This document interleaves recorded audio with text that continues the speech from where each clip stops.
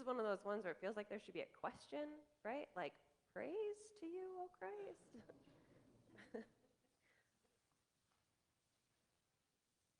I think the third slave here gets kind of a raw end of this deal.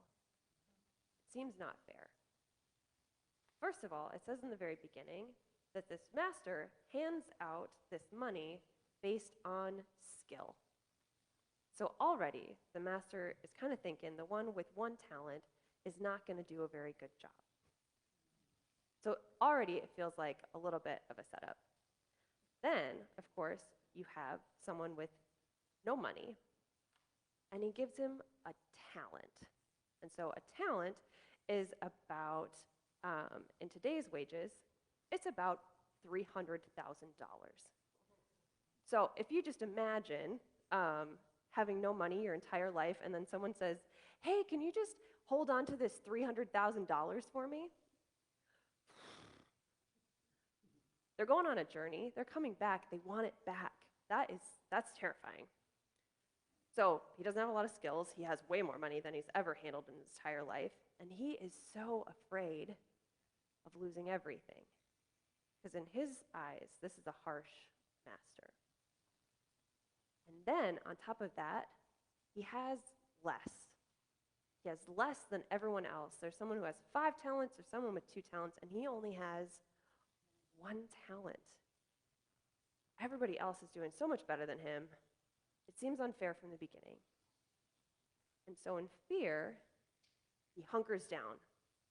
Instead of thinking, what an opportunity, what can I do with this? He thinks, this is a setup, I'm going to get in trouble. Better to just dig a hole, bury it in the hole, and that will be safe.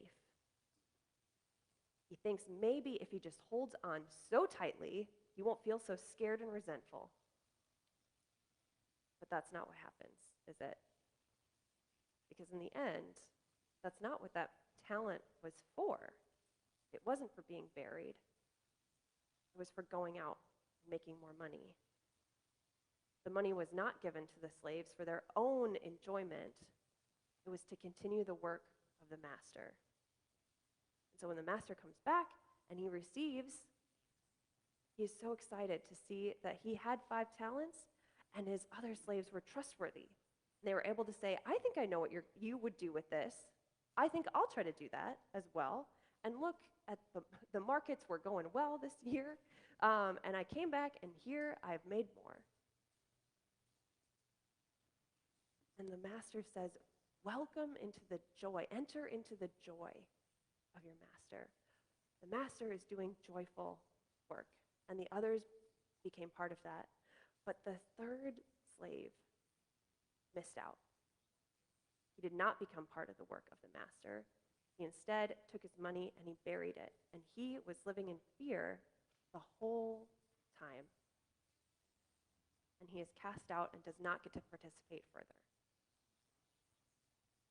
I think I feel a lot for this third slave. Because sometimes I feel like this third servant. I don't feel like I have a lot of skills when it comes to money. And sorry, accountant dad, I don't have a budget. I just don't. And the stock markets confuse me. I let my retirement fund do its retirement fund thing, and I'll just leave it there. I feel unskilled. I feel sometimes scared. When I did a year of Lutheran Volunteer Corps, I got paid about $800 a month. And then I paid $400 a month in rent. So I lived on about $400 a month. And all it took was that 1 year to feel like I have nothing and I never have enough. And that's almost a decade ago, but it still feels that fear, it stays with you. Even though I'm living on a lot more than $400 a month now. But that fear of I'm gonna lose it. I gotta hold on carefully. I gotta batten down the hatches. And sometimes it's easy to look around and see who has more. Feels like everyone has more. It's easy to see where I have less.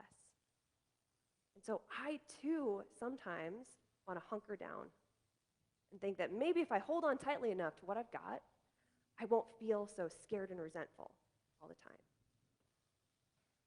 But that's not why God gave me time and talents and resources and money. That's not what that's for. It's not so that I would be scared all the time.